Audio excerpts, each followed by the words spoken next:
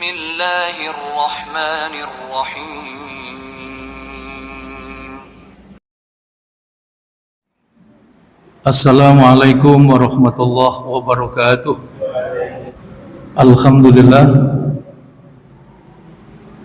alladzi kataba nasra wa ta'ida li ibadihil mukhlisin inna lanansuru rusulana walladzina amanu fil hayatid dunya wa yawma yaqumul ashhad. Asyhadu an la ilaha illallah wahdahu la syarikalah wa asyhadu anna Muhammadan abduhu wa rasuluh. Allahumma salli wa sallim wa barik ala Muhammad wa ala alihi wa ashabihi alladzina jahadu fillahi haqqa jihadih fakataba lahum rabbuhum izzad dunya wa sya'adatal uqba yauma la yanfa'u malun wala banunun illa man atallaha biqalbin salim. Alhamdulillah, puji syukur marilah kita panjatkan kehadirat Allah Subhanahu wa taala atas segala kenikmatan yang dianugerahkan oleh Allah pada kesempatan malam yang berbahagia ini.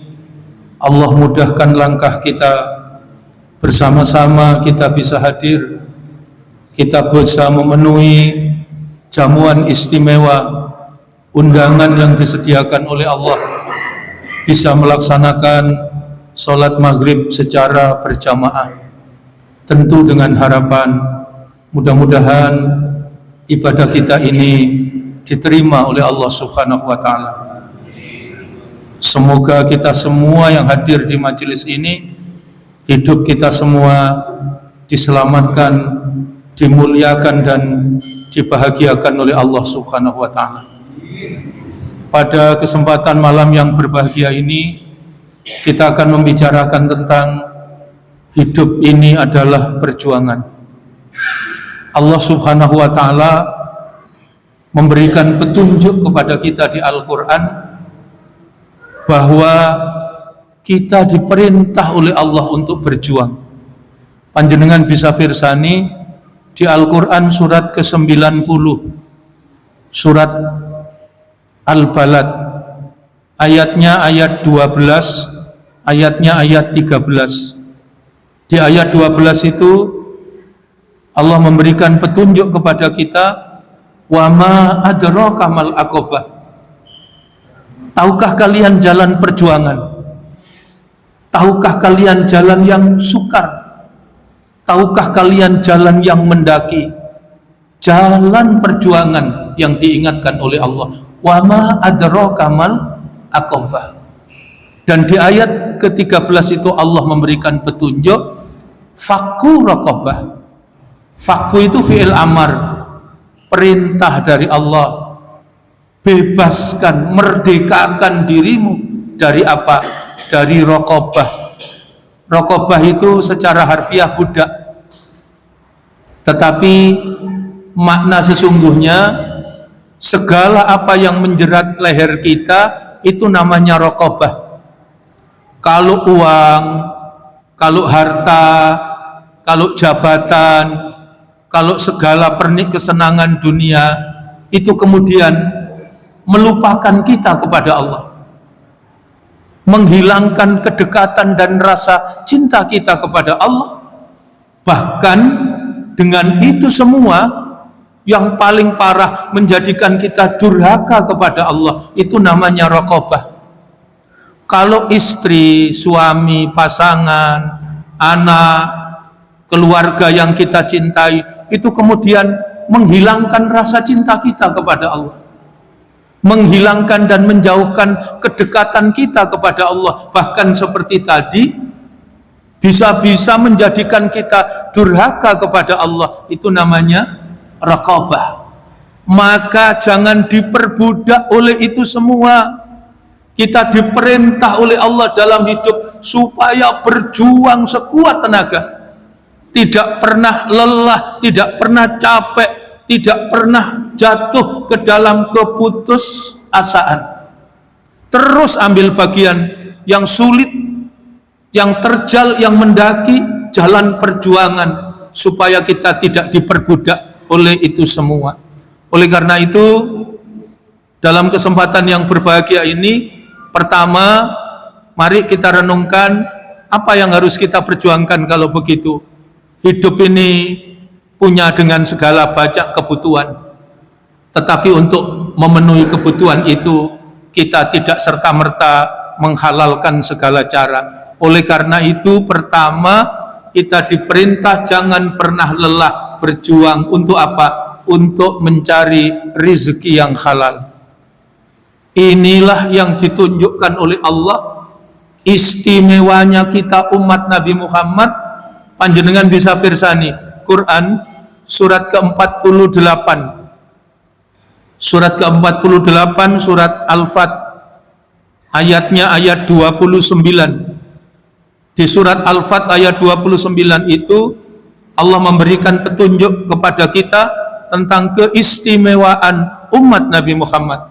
Muhammadur Rasulullah walladzina ma'ahu asyidda'u 'alal kufar ruhama'u bainahum tarahum ruk'an sujada yabtaghuna fadlam minallah wa ridwana simahum fi wujuhihim min asaris sujud. Nabi Muhammad itu Rasul, utusan Allah. Dan orang-orang yang menjadi pengikut Nabi Muhammad, orang-orang yang beserta beliau, umat Nabi Muhammad, apa istimewanya? Asyidda'u 'alal kufar, tegas terhadap kekafiran, tegas terhadap orang-orang kafir. Apa sih bedanya orang mukmin dan orang kafir? Yang paling mendasar, mukmin dan kafir itu, orang kafir itu hidupnya yatamatta'una wa yakuluna kama ta'kulul an'am. Enak-enak makan, rakus, serakah, enak-enak minum, tidak peduli halal atau haram. Mereka makan dan minum, dia puas-puaskan, tidak ubahnya seperti binatang ternak. Nun sewu, apa cirinya binatang ternak? Jarene wong desa kan apa, Pak? Departemen Penggayemi. Mangan nih, nggak berhenti-berhenti, keserakahannya luar biasa. Ya, mereka tidak peduli lagi sumbernya, tidak peduli lagi jenisnya, apakah itu halal atau haram, apakah itu memberikan kemanfaatan atau kemudaratan, apakah halalan, apakah thayyibah. Umat Nabi Muhammad cirinya apa? Asyidda'u 'alal kufar. Berikutnya apa? Ruhama'u bainahum. Mereka hidup nyaman, tenang, tentram, hidup dengan penuh kasih sayang, saling tolong, saling memberi, saling berbagi, menjadi keran kebaikan dan kebahagiaan bagi orang lain. Ruhama'u bainahum, berkasih sayang di antara mereka. Dan umat Nabi Muhammad itu tarohum ruk'an sujada. Engkau lihat mereka ibadah, mereka sholat, mereka rukuk dan sujud kepada Allah. Yang terpenting selanjutnya setelah tarohum ruk'an sujada yabtaghuna fadlam minallah, betul-betul hidup itu mencari rezeki, mencari karunia Allah, bukan hanya banyaknya, bukan hanya jumlahnya, bukan hanya jenisnya, tapi semua yang dia dapatkan itu betul-betul diukur menurut keridaan Allah. Apalah artinya jumlahnya banyak tapi Allah tidak ridho. Lah sekarang ini kan luar biasa, Pak. Rampok-rampok itu, Pak, ya. Kalau koruptor itu lah cek sopan, Bu, ya. Rampok-rampok itu ndak ratusan juta, ratusan triliun, Masya Allah. Gaya opo gitu loh, Bu. Wong hidup ini hanya sekedar 65 tahun, kenapa capek-capek mencari rezeki yang haram? Betapa luar biasanya kita, sedang baju satu saja nanti hisabnya luar biasa. Ini yang diingatkan oleh Allah. Maka apa? Setelah ruka'an sujada yabtaghuna fadlam minallah wa ridwana, betul-betul hidup ini mencari rezeki, karunia Allah itu didasarkan atas keridaan Allah. Simahum fi wujuhihim min asari sujud, nampak pada diri mereka apa? tanda sujud. Jadi tentu berbeda orang yang sholat dengan orang yang tidak sholat. Kalau orang yang sholat berangkat ke gedung dewan, berangkat ke pasar, berangkat ke kampus, bekerja di kantor, tidak hanya sekedar bekerja, tidak hanya mencari uang, tidak hanya untuk mencari ma'isyah, untuk memenuhi kebutuhan anak istri dan keluarga, tapi dia sadari orang yang rukuk dan sujud itu bahwa yang dilakukan itu adalah ibadah kepada Allah, maka tidak mungkin menyalahgunakan jabatan, tidak mungkin menipu, mengurangi timbangan, berdusta, tidak mungkin. Simahum fi wujuhihim min asari sujud. Itulah hikmah dari orang yang rukuk dan sujud kepada Allah, dan itu istimewanya umat Nabi Muhammad. Allah perintahkan kepada kita untuk apa? Untuk berjuang. Bukan tidak penting harta, tapi jangan diperbudak oleh harta. Bukan tidak penting jabatan, tapi jangan karena jabatan kemudian menghalalkan segala cara. Berjuanglah untuk mencari rezeki, memenuhi kebutuhan hidup kita, dan itu bagian dari ibadah, bahkan jihad di jalan Allah. Di Quran, rezeki itu diberikan oleh Allah lewat 3 pintu. Pintu pertama disebut namanya Ataina. Pintu kedua disebut dengan Hablana. Pintu ketiga disebut dengan Aktoina. Ada Ataina, ada Hablana, ada Aktoina. Apa bedanya? Pintu rezeki Ataina itu jalur umum, diberikan kepada siapa saja tanpa syarat, tidak ada hubungan dengan kesolehan. Itu namanya rezeki Ataina. Maka jangan heran, ahli dosa, ahli maksiat, tukang tipu, tapi duwe akeh. Kenapa? Sebab dia diberi rizki oleh Allah lewat pintu pertama, jalur umum, namanya pintu Ataina. Rizki dari ini nanti yang akan diaudit oleh Allah, diteliti secara detail dan terperinci untuk diminta pertanggungjawaban. Panjenengan pirsani Quran surat ke-75, surat Al-Qiyamah, ayatnya ayat 36. Apa yang diingatkan oleh Allah kepada kita? Ayaksabul insanu ayyutraka sudah. Apa kamu kira hidupmu akan dibiarkan begitu saja? Ayaksabul insanu ayyutraka sudah. Segala tingkah, pola, sifat, terjang, jerih, payah usahamu, apa kamu kira itu dibiarkan begitu saja oleh Allah? Tidak. Kita nanti ada batasan waktu yang pasti kita akan kembali kepada Allah untuk diminta pertanggungjawaban. Maka dalam riwayat hadis itu, atani Jibril faqala ya Muhammad isma syi'ta fa innaka mayyitun wa akhbib man syi'ta fa innaka mufarikun wa amal ma syi'ta fa innaka majzum bih wa'lam anna sarfal mu'minin qiyamuhu bil lail wa izuhu istighfanu anin nas.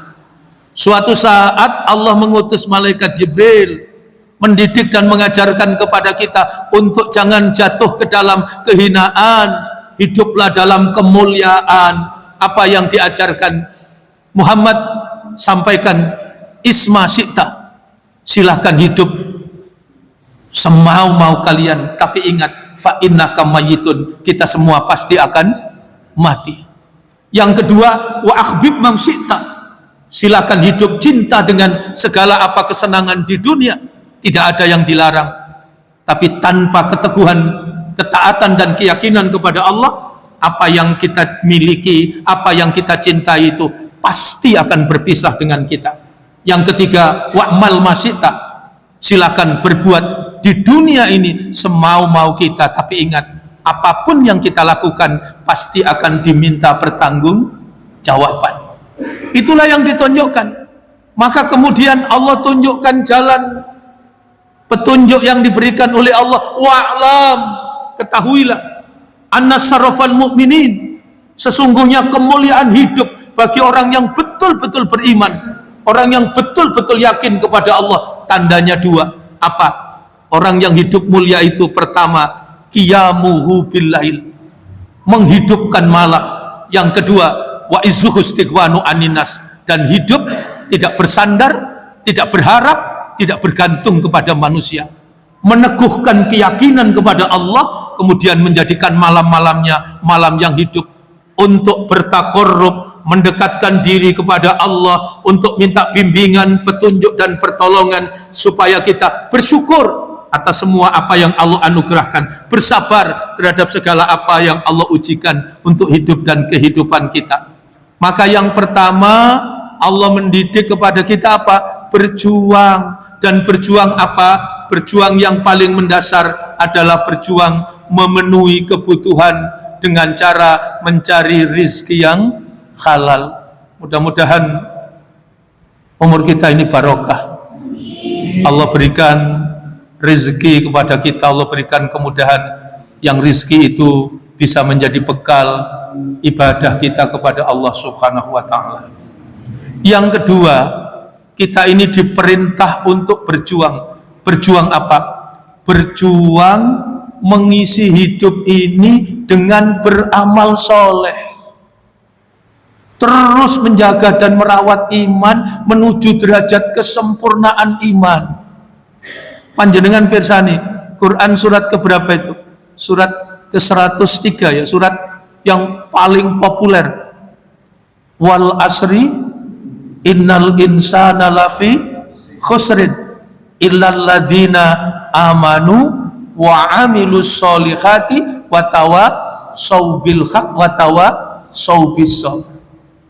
Jadi di ayat ini kita diperintah oleh Allah untuk berjuang dalam hidup itu supaya jangan disia-siakan. Rugi nanti kita diberikan kesempatan hidup oleh Allah. Jangan sampai kita ini masuk menjadi golongan orang yang rugi. Jadilah kita ini menjadi hamba-hamba Allah yang beruntung. Siapa yang rugi di ayat itu dijelaskan? Maka kerugian itu akan menimpa kepada siapa saja, apakah laki-laki atau perempuan, sama-sama rugi. Yang tua atau yang muda, sama-sama rugi. Siapa saja rugi, kecuali orang yang beruntung adalah illalladzina amanu. Yang beruntung itu ternyata orang yang beriman. Di mana letak keberuntungan orang beriman? Panjenengan pirsani, Quran surat ke-41, surat Fussilat, ayatnya ayat yang ke-30. Itu jaminan keberuntungan, kebahagiaan yang diberikan oleh Allah bagi orang yang beriman. Pirsani ayatnya itu, innalladzina qalu rabbunallah summastaqamu tatanazzalu alaihimul malaikatu alla takhafu wala tahzanu wa abshiru bil jannah alladzi kuntum tu'adun.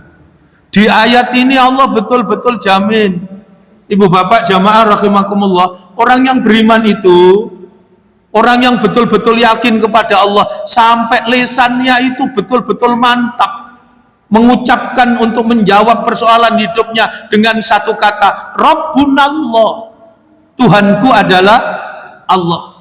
Summastaqamu, kemudian dia rawat keyakinannya itu terus menerus. Menurut ayat ini apa? Istiqomah. Maka dijamin orang yang beriman itu hidupnya dibahagiakan, diselamatkan oleh Allah. Allah turunkan malaikat, tatanazzalu alaihimul malaikah.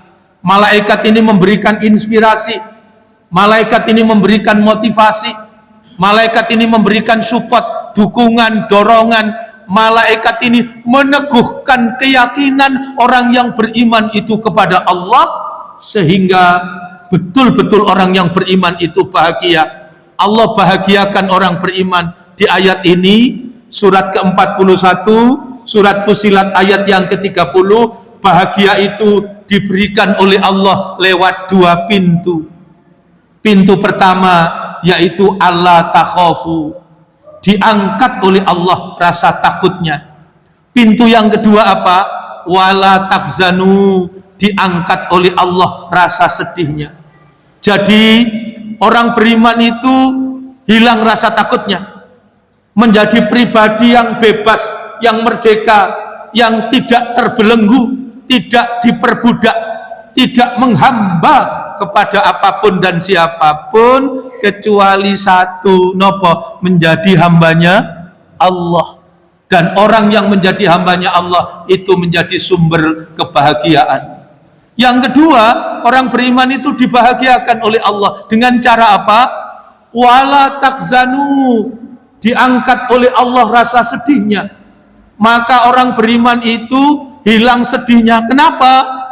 Sebab orang beriman mengerti betul hidup dengan segala apa yang diberikan oleh Allah, setidak-tidaknya syaratnya pasti 3. Apa Bu syaratnya yang diberikan oleh Allah yang kita rasakan bagi orang beriman? 1, yang diberikan oleh Allah untuk hidup kita pasti baik. 2, pasti benar. 3, pasti indah. Baik, benar, indah. Atau dengan arti kata yang lain, apa yang diberikan oleh Allah untuk hidup kita tidak ada yang salah, tidak ada yang jelek, tidak ada yang buruk. Semua sudah ditata, diatur. Tidak mungkin Allah itu memberikan salah orang. Tidak mungkin salah apa, Pak? Salah tempat. Tidak mungkin salah hitung, tidak mungkin salah ukur, tidak mungkin salah waktu. Jangankan nasib dan keberadaan kita, sepucuk daun yang jatuh tidak ada yang kebetulan, setetes air yang jatuh tidak ada yang kebetulan.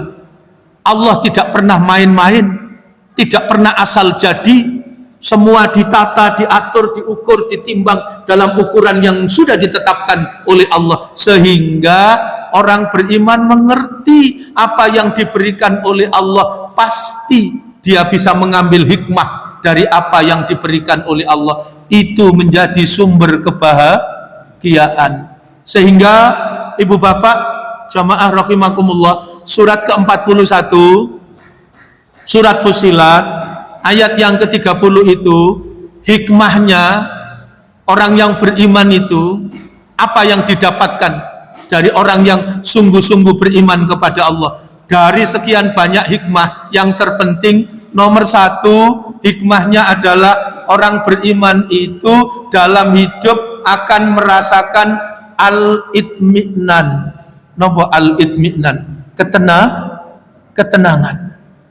Jadi orang beriman itu akan menikmati dan merasakan ketenangan dalam kehidupan.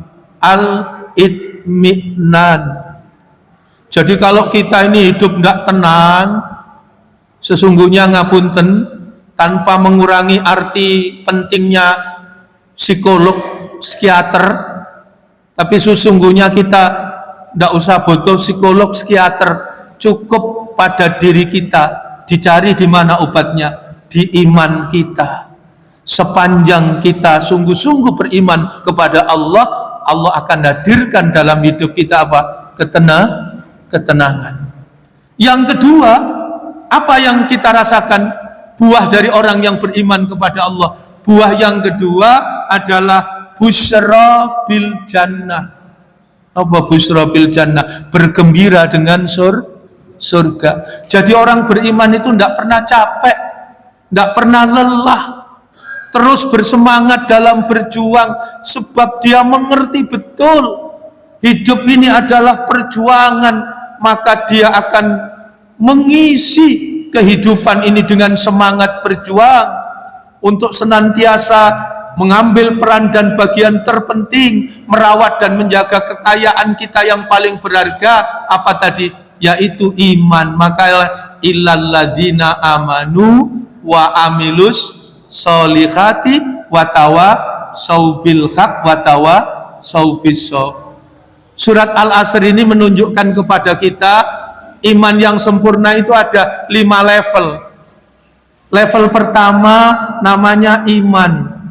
Orang yang dalam hidupnya betul-betul yakin kepada Allah, itulah orang yang beriman. Level yang kedua dari iman itu adalah apa yang kita imani itu kita buktikan dalam bentuk perbuatan. Iman level yang kedua adalah amal soleh. Amal soleh adalah iman level yang kedua. Apa iman level yang ketiga? Iman level yang ketiga adalah ilmu. Sebab kita menyadari ilmu itu menjadi penyempurna amal, bahkan menjadi syarat diterimanya amal. Itu adalah ilmu. Yang keempat, kita hanya tidak berpikir baik untuk diri sendiri, tapi kita juga mengambil bagian dalam dakwah dan perjuangan. Kita selalu berjuang, berjihad bersama-sama, mengajak kepada setiap orang dan kepada setiap manusia untuk hidup dalam kebaikan, untuk mencegah diri dari kemungkaran, dari segala perbuatan buruk, dari perbuatan dosa. Itu adalah iman level yang keempat, yaitu dakwah atau berjuang atau berjihad. Apa iman level yang kelima? Iman level yang kelima adalah sabar. Sabar itu adalah tabah di dalam berkeyakinan.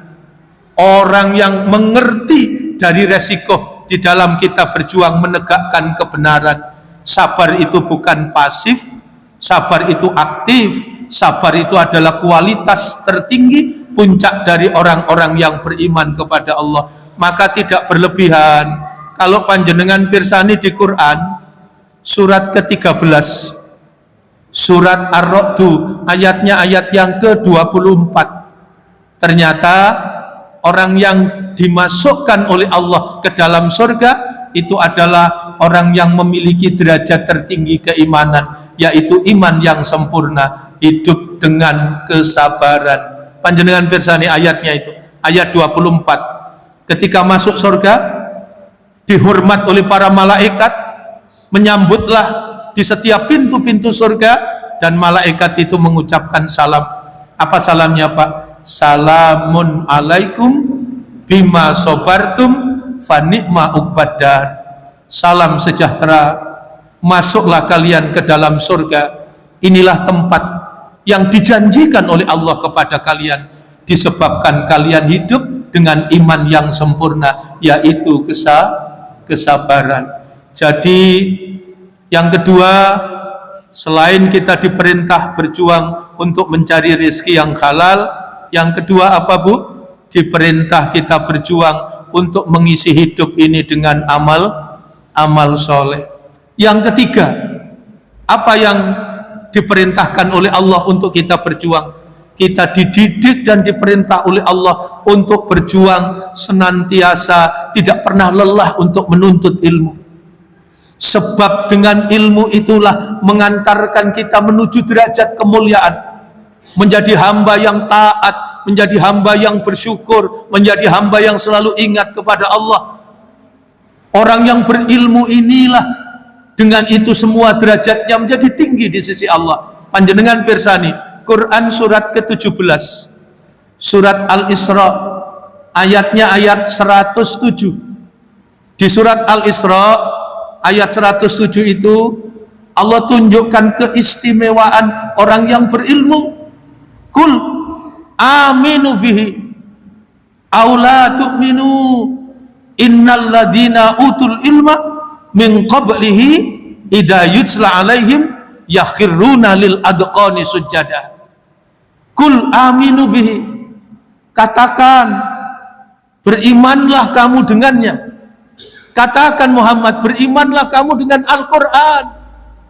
Umat ini sadarkan, percaya dengan ayat-ayat Allah. Kul aminu bihi, beriman kamu dengan apa kebenaran yang diturunkan oleh Allah, yaitu Al-Quran.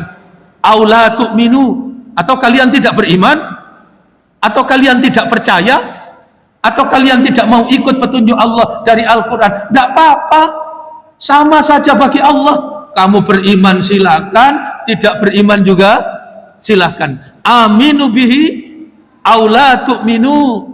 Tapi di lanjutan ayat itu Allah sayang sama kita. Allah berikan petunjuk kepada kita. Innal ladzina utul ilma min qablihi. Sesungguhnya orang-orang yang diberikan hikmah ilmu oleh Allah, orang-orang yang berilmu, orang-orang terdahulu yang diberikan hikmah ilmu oleh Allah, apa cirinya? Idza yutla alaihim, apabila kepadanya dibacakan kebenaran Al-Quran. Idza yutla alaihim, apabila kepadanya dibacakan Al-Quran, dibacakan ayat-ayat Allah, sikapnya cuma satu. Apa Pak sikapnya? Yakhiruna lil adqani sujada. Mereka akan sujud. Sujud itu makna pertama tadi apa? Rukaan sujada. Tidak ada makna lain kecuali sholat. Tapi di ayat-ayat yang lain, sujud itu maknanya taat, mengikuti petunjuk Allah. Itu orang yang sujud. Panjenengan pirsani Quran surat ke-22, surat Al-Hajj, ayatnya ayat 18. Di surat Al-Hajj ayat 18 Allah berikan petunjuk kepada kita. Alam taro annallaha yasjudu lahu man fis samawati wa man fil ard wasyamsu wal qamaru wan nujumu wal jibalu wassajaru waddawabu wa katsirun minan nas. Apakah tidak engkau perhatikan bersujud kepada Allah apa yang ada di langit, apa yang ada di bumi? Wasamsu matahari, wal qamaru bulan, wan nujumu bintang, wasamsu wal qamaru wan nujumu wal jibalu gunung. Wasamsu wal qamaru wan nujumu wal jibalu wassajaru pohon-pohonan, wadawabu dawabu binatang melata, wa katsirum minan nas, dan sebagian besar dari manusia. Ternyata yang enggak nurut sepenuhnya itu hanya siapa? Manusia. Sebagiannya nurut, sebagiannya enggak nurut, sebagiannya taat, sebagiannya ingkar, sebagiannya bersyukur, sebagiannya kufur. Itulah manusia. Karena itu yang beruntung, derajatnya tinggi di sisi Allah adalah orang yang berjuang, tidak pernah lelah untuk menuntut ilmu. Sebab dengan ilmunya dia tunduk, dia sujud, dia taat, dia patuh kepada Allah. Surat ke-76, surat manusia, ayat pertama jelas. Al-Insan. Di surat ke-76, surat Al-Insan, Allah sudah ingatkan apa Pak? Hal ata alal insani khinum minadz zahri lam yakun syai'am madhkura. Inna khalaqnal insana min nutfati amsyaj nabtalihi faj'alnahu sami'an basira. Inna hadainahu sabila imma syakira wa imma kafura. Itulah manusia, makhluk terbaik yang diciptakan oleh Allah dengan segala perangkat kesempurnaan. Ternyata ada dua kelompok, imma syakira, ada kelompok yang bersyukur, wa imma kafura, dan ada yang kufur. Inilah yang ketiga, Allah mendidik dan mengajarkan kepada kita dalam hidup bukan hanya mencari rizki yang halal, bukan hanya hidup dengan selalu kita isi dengan beramal soleh, tapi yang ketiga adalah kita diperintah untuk jangan pernah lelah berjuang untuk menuntut ilmu. Kemudian yang keempat, yang tidak kalah pentingnya adalah kita ini diperintah oleh Allah berjuang, merawat, menjaga diri kita dan keluarga kita dari siksa api neraka.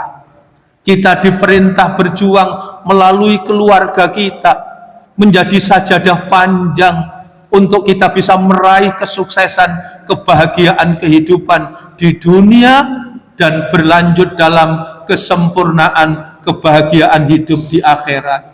Panjenengan pirsani Quran surat ke-66, surat At-Tahrim, ayatnya ayat yang ke-6. Di surat ke-66 surat At-Tahrim, ayatnya ayat yang ke-6.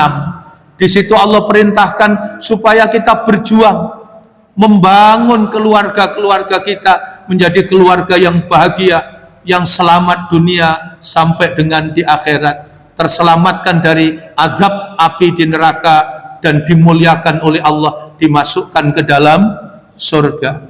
Ya ayyuhalladzina amanu qu anfusakum wa ahlikum nara. Inilah yang diperintah oleh Allah. Setiap orang beriman diingatkan oleh Allah, qu anfusakum, jaga diri pribadimu, sekaligus ahlimu, keluargamu, pasanganmu, suami, istri, anak cucu, anak keturunanmu. Jangan sampai kemudian kita mengalami kegagalan dalam kehidupan, dimasukkan oleh Allah ke dalam neraka. Tapi sukseskan, bawalah keluargamu menuju surganya Allah. Siapa keluarga yang sukses? Surat ke-13, surat Ar-Ra'du, ayatnya ayat yang ke-23. Maka di situ ditunjukkan oleh Allah, jannatu adni yadkhulunaha wa man salaha min abaihim wa azwajihim wa dzurriyyatihim wal malaikatu yadkhuluna alaihim min kulli bab. Jannatu adnin, dimasukkan oleh Allah ke surga Aden. Siapa? Wa man salaha, hamba-hambaku yang soleh, yang mampu membangun kehidupan keluarganya menjadi keluarga yang soleh. Dari mulai para leluhurnya, menurun ke anak-anaknya beserta pasangannya, suami dan istrinya, kemudian kepada anak keturunannya. Waman sholaha min abaihim wa azwajihim wa dzurriyyatihim. Dari leluhurnya, dari anak keturunannya, dari cucu-cucunya, apa? Menjadi keluarga hamba Allah yang salih. Inilah yang menjadi pewaris surga Aden, dimuliakan oleh Allah, diselamatkan oleh Allah. Mana kenikmatan dan kebahagiaan yang kita impikan melebihi keluarga yang sukses beserta pasangan dan anak keturunannya, kemudian menjadi warga surga. Masya Allah, ayat ini kalau kita baca malam di tengah-tengah tahajud kita, Masya Allah, panjenengan pirsani Quran surat ke-36, surat Yasin, ayat 55, nangis. Ayat 56, ayat 57, ayat 58. Apa kelebihan kenikmatan yang kita impikan melebihi apa yang sudah dikabarkan oleh Allah untuk kita semua, dan alangkah nikmatnya jika itu menjadi milik kita. Coba ayat 55 itu apa, Pak? Inna ashabal jannatil yauma fi sughulin fakihun hum wa azwajuhum fi dhilalin alal araiki muttaqiun lahum fiha fakihatu wa lahum ma yatta'un salamun qaulam mir rabbir rahim. Mudah-mudahan keluarga kita ini keluarga yang dicatat oleh Allah menjadi ashabul jannah. Itulah yang diperintah oleh Allah untuk kita berjuang tidak pernah lelah, membawa diri dan keluarga kita untuk meraih kenikmatan dan kebahagiaan sempurna. Maka membangun keluarga itu seperti membangun sebuah masjid, di mana penghuninya, masjid yang kita bangun, rumah yang kita dirikan itu betul-betul pondasinya kuat, pondasinya kokoh. Apa pondasinya? Bertakwa kepada Allah. Belajar dari sejarah Nabi, masjidnya bagus tapi dibangun orang munafik. Dalam sejarah itu ada masjid apa, Pak? Masjid Dziror. Orang-orang munafik bangun masjid tujuannya bukan untuk sujud kepada Allah, tapi apa? Memecah belah umat. Membangun keluarga juga begitu. Apalah artinya bangunan keluarga yang kita bangun jika tidak dilandasi dengan pondasi yang kuat, pondasi yang kokoh. Apa pondasinya? Bertakwa kepada Allah. Panjenengan pirsani ayatnya itu, surat ke-9, surat At-Taubah, ayatnya ayat 109.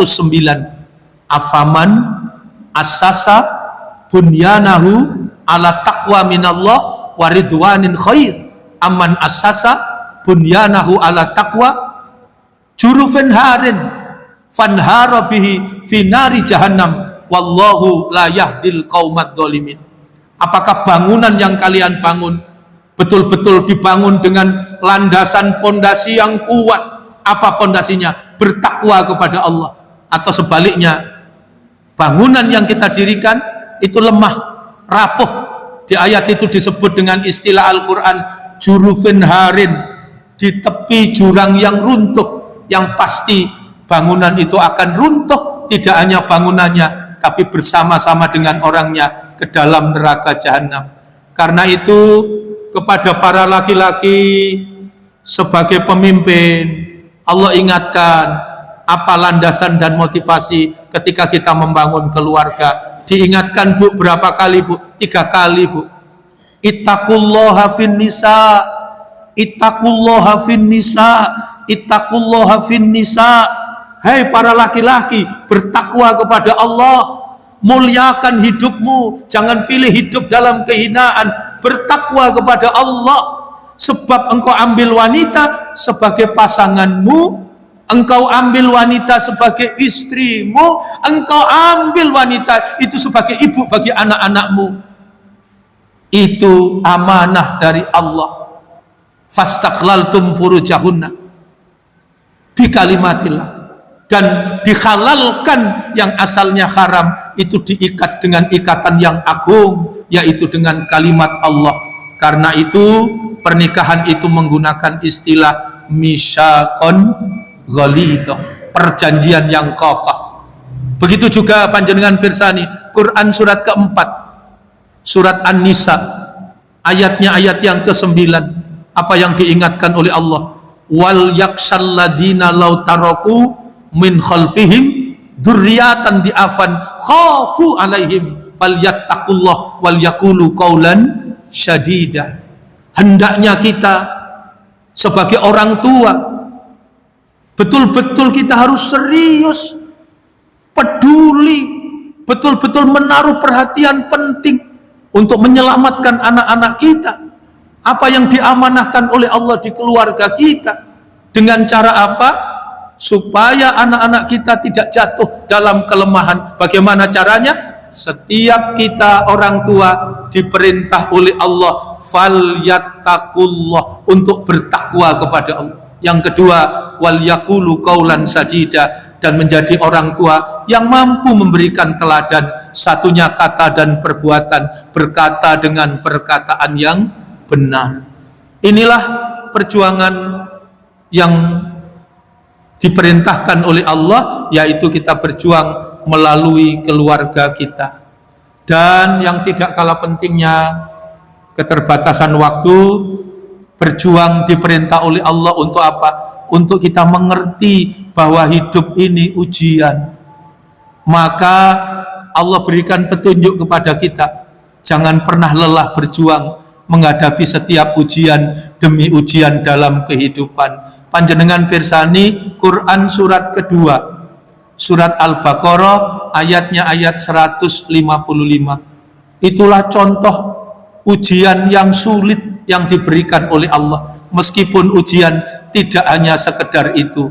Sebab di Quran itu surat Al-Baqarah ayat 155 tadi, wala nabluwannakum bisyai'im minal khauf wal ju' wa naqsim minal amwal wal anfus was samarat wa basiris sabirin alladzina idza asabathum musibah qalu inna lillahi wa inna ilaihi rajiun.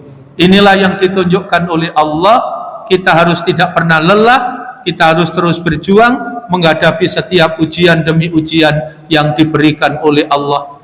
Yang terakhir, kita ini diperintah berjuang untuk apa? Mengambil peran dan bagian dalam dakwah dan perjuangan.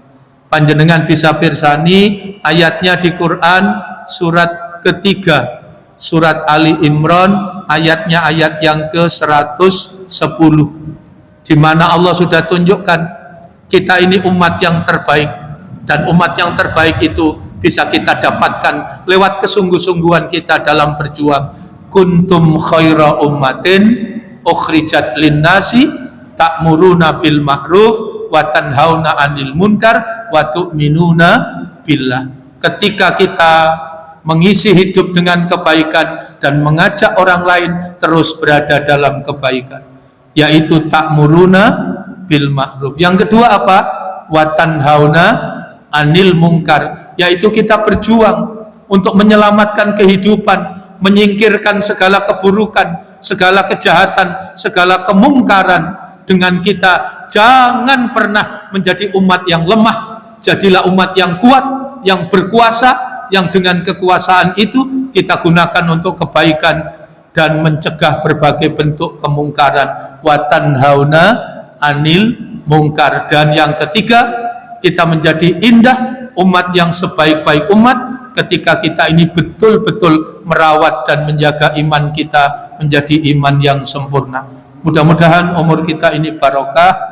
Allah Subhanahu wa ta'ala memberikan kepada kita hikmah ilmu yang bermanfaat, yang dengan ilmu itu menuntun dan mengantarkan kita menjadi hamba-hamba Allah yang solih, yang senantiasa beramal soleh. Dicatatlah kita ini menjadi ahli ibadah, ahli ilmu, ahli berbuat kebaikan, ahli Al-Quran. Mudah-mudahan cita-cita kemuliaan anak cucu, anak keturunan kita diijabah oleh Allah. Dibahagiakanlah hidup kita dalam kebahagiaan sempurna dunia sampai akhirat. Allahumma ja'al awwala hadha yauma solaka wa awsatuhu falaka wa akhiruhu najaka wa as'aluka khairat dunya wal akhirah. Allahumma ja'al awwala hadha yauma solaka wa awsatuhu falaka wa akhiruhu najaka wa as'aluka khairat dunya wal akhirah. Ya Hayyu ya Qayyum bi rahmatika astaghis aslih li sa'ni kullahu wa la taqilni ila nafsi tarfata aini. Rabbana hab lana min azwajina wa dzurriyyatina wa qurrata a'yun waj'alna lil muttaqina imama. Rabbana atina fid dunya hasanah wa fil akhirati hasanah wa qina adzabannar. Walhamdulillahi rabbil alamin. Demikian Ibu Bapak jamaah Masjid Al-Furqan, terima kasih atas segala perhatian, mohon maaf atas segala kekurangan. Doa kafaratul majlis, subhanakallahumma wa bihamdika asyhadu an la ilaha illa anta astaghfiruka wa atubu ilaik. Assalamualaikum warahmatullahi wabarakatuh.